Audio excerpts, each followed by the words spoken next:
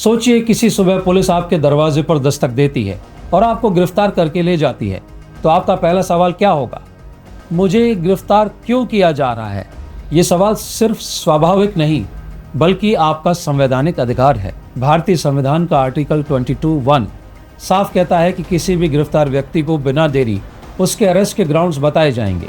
इसी तरह बीएनएसएस की धारा 47, पुराने सीआरपीसी की धारा 50 के अनुसार पुलिस का ये दायित्व है कि वो गिरफ्तारी के समय व्यक्ति को क्लियर, इफेक्टिव और उसकी समझ में आने वाली भाषा में गिरफ्तारी के कारण बताए।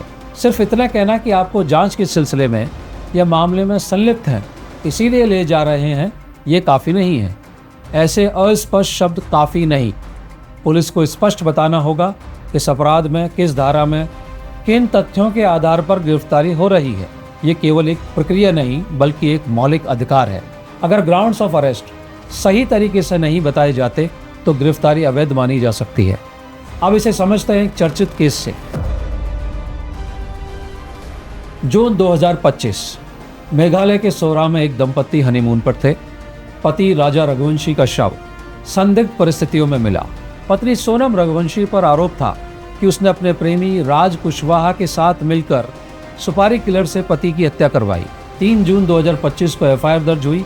आरोप थे हत्या, सबूत नष्ट करना और आपराधिक साजिश। 9 जून 2025 को सोनम को इंदौर से गिरफ्तार कर लिया गया, लेकिन अप्रैल 2026 में शिलांग कोर्ट ने उन्हें जमानत दे दी। क्या कारण था?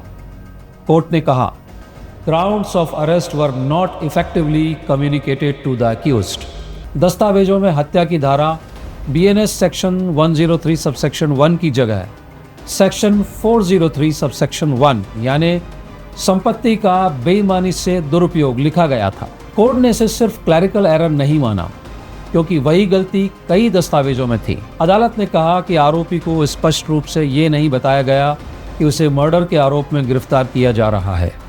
इससे उसकी लीगल डिफेंस प्रभावित हुई। यही वजह थी कि अदालत ने माना प्रोसीजरल फेयरनेस टूटी है और जमानत दे दी गई। राज्य सरकारों, पुलिस ट्रेनिंग एकेडमीज, हर राज्य के डायरेक्टर जनरल ऑफ पुलिस से एक ज़रूरी सवाल, क्या पुलिस डिपार्टमेंट अपने कर्मचारियों को इस तरह के विषयों की बेसिक ट्रेनिंग पर ध्यान दे सकते हैं? ये केस हमें एक बड़ा सबक देता है।